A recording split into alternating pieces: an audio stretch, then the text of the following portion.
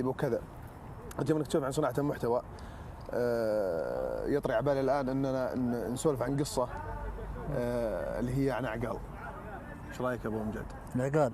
اسالك سؤال. العقال هذا. عقال. طيب. نعم. العقال نفس هذا؟ اي عقال هذا. ايش فيه؟ تعرف ليه عقال على لفتين طب مو لفه واحده؟ ها. ليه؟ صح هذه والله يبغى لها دراسه. عقال ليه لفتين؟ ليه مو لفه واحده؟ دراسة. طب ليه مو اربع لفات؟ كان اربع لانها اعوذ بالله من ابليس. انا اسولف عن هذا ما اسولف عن مقصب اسولف عن العقال اللي يثبت على الراس. لا. ها. خلينا نستفيد منك. الله يسلمك. هذا يا سيدي العزيز عقال اساسا يوم قبل راعي البل يوم يعقل ناقته يعقله يسوي الربطه او العقله يسوي على شكل اثنين علشان تقدر يعقل ركبه الناقه عشان ما تتحرك وتقوم. هذا الامر طبيعي وبديهي عارفينه. إيه؟ فيسوي على اثنين علشان يشد ايش؟ عقله. اي فيوم يخلص سلام يا ابو صالح. فيوم يخلص من عقل الناقه ويجي يركب على ظهره ويمشي ايش يسوي؟ يرمي عقال من ركبته ويثبت المنديل اللي هو غطى الراس اللي عن الشمس يثبته بعقال. فعلى الاساس هذا جاء عقال على شكل دائرتين. خلاص تعودوا عليه انه دائرتين ياخذه مباشره ويظل علشان يثبت ايش؟ غطى الراس. طيب هذا اصلا عقال. طيب عقال ليش لونه اسود؟ ليش ما جاء لونه ابيض؟ هو اساسا كان لونه ابيض. ليش؟ لانه يوم يصنعون العقال ركبه الناقه كانوا يصنعونه من وبر الناقه. فقريب تقدر تقول للبياض على لون الوبر. فهمت كيف؟ ليه طيب قلبوه اسود؟ ثبتت الناس على ان عقال اللي هو الابيض على رؤوسهم وخلص استخدموه كعقال للراس، بس بعدين غيروه خلوه اسود. كان ابيض من اول. اي كان ابيض اول كان ابيض. اي يعني عقالك هذا المفروض لو ما صار الموقف هذا الان ابيض. تخيل شكله ابيض. اللي هو على ضياع الاندلس، حزن المسلمين على ضياع الاندلس. ف غيروا عقل رؤوسهم للون الاسود حزنا منهم على ضياع الاندلس. طيب ايام الاندلس هل كان يلبس العقال؟ قبل كان يلبس.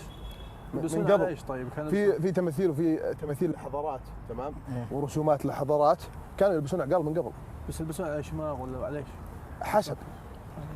حسب بس انا اسولفك عن بدايه تشكله كانوا منهم يثبتون المنديل على الرسام او خلينا نقول اللي هو اشماغ من جديد بعد عقال لكن اسولفك قبل كان المنديل او قماش كذا على قطعه قماش. في بعضهم يقول لك الاشماغ ويجوز تجعلون من الكلام لكن هذا فعليا اللي قاعدين نشوفه بالمواقع التواصل الاجتماعي.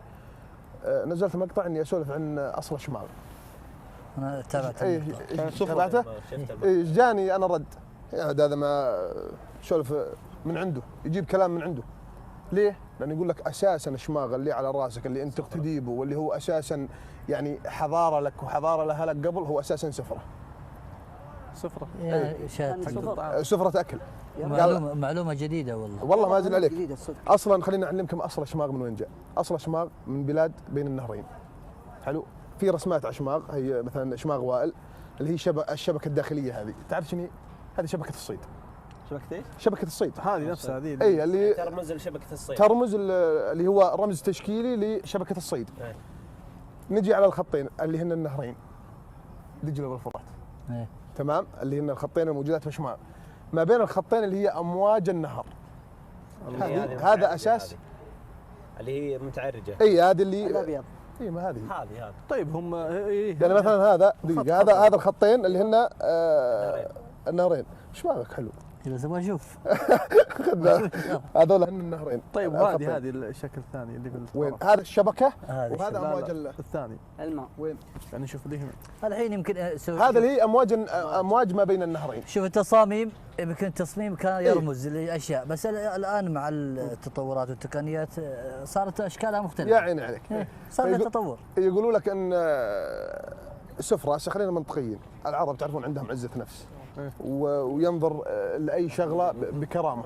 تخيل انت سفره طعام زين وتعجبك وقال والله سفره الطعام تسوي شماغليه، يصير الكلام؟ ما يصير. قالوا ان بريطانيين قبل كانوا يستعملون انقاط حديثك يستعملون بريطانيين ان خلينا نقول زي ان سفره الطعام ياكلون يفردون عليه وياكلون ولا خلصوا قال العرب يجون من هناك ياخذونه ويلبسون شماغ.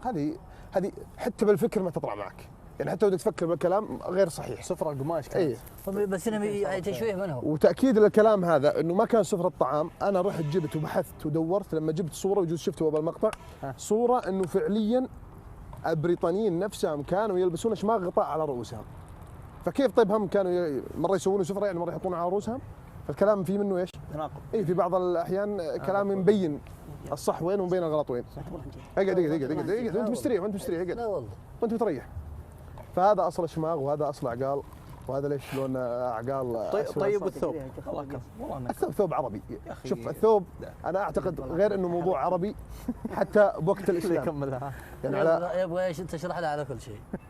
الثوب هذا عربي. دويتو لا نص السالفه نص السالفه غير الاجين. شوف ثنائي. لا يعني نص السالفه بس لاني انا ما اشماغ وصلتك سالفته؟ اي وصلت. وعقال. اي انه من بلاد بين النهرين. نعم. أيوة. والخيط هذا ما الشغله لا صارت عند وائل مثلا. وائل عنده شغله، ابو امجاد عنده شغله، هذا لا يعني انه ترى قصور يعني بالباقيين. فصناعه اشماغ او صناعه اي شيء عربي اذا كان في دوله معينه عربيه او في حضاره معينه عربيه، هذا لا يعني ان الباقيين ترى فيها يعني نقص، بالعكس. صح. اقتداء العربيين قبل بالشيء الجميل. خلينا اشماغ هو اساسا كان يصنع يدويا بالعراق وبلاد الشام. صح. تطريزته كانت يدويه. صح صدق. كلفته كانت باهظه. طيب افضل الاشماغه احمر. الاشماغه الان الانجليزي. عليك نور. ما هي بدك اللي هو العراق وبلاد الشام هم كانوا يصنعونه يدويا. حتى باللون كان باهظ التكلفه يعني وسعره غالي. فيوم جو الانجليز وبلشت مصانعهم صاروا يصنعون اللي هو اشماغ الانجليزي. تمام؟ اشماغ الانجليزي يوم صاروا يصنعونه سعره رخيص. الان انت وين بدك توجه؟ توجهوا العرب السعر الطري، راحوا للسعر الطري. فهذه بدايه البريطانيين دخولهم بامر اشماغ، والله هم اساسا ما لهم علاقه باشماغ. فهمت كيف؟ كان في اي دخولهم انه كانوا صنعوه. يوم دخلوا على العرب صنعوه للعرب في مصانعهم، كان تكلفته قليله، العرب توجهت له عن اليدوي. ليش؟ اليدوي باهظ الثمن وتوفره قليل، وتعرفون بالمصانع الصناعه تكون سريعه والعدد كبير. حتى الان في طواقي، انا شفت طواقي مطرزه باليد غاليه. صحيح. من 300 ريال الى 500 ريال. صحيح.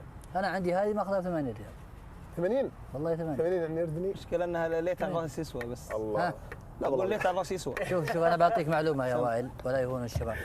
الحين بعض الناس اغنياء. صحيح. اغنياء بالمليون. يلبس نظاره مثلا ياخذ نظاره ب 50 ريال 60 ريال 100 ريال. الناس يفكرون ان النظاره اللي عليه ماركه وانها باهظه الثمن وانها غاليه. بينما الشخص المسكين الفقير اللي ما عنده تحصل يلبس مثلا نظاره عاديه ب 2000 ريال من البسطه ولا ب 2500. لا يلبس شيء ويروح يشتري له ماركه. عشان اعطيك التناقض مع الناس. الحين مثلا انا ما عندي شيء بس اني اموت في الكش هذه، لازم اشتري ماركه ولازم اشتري. خليت لي نظاره مثلا ب 2500 ريال.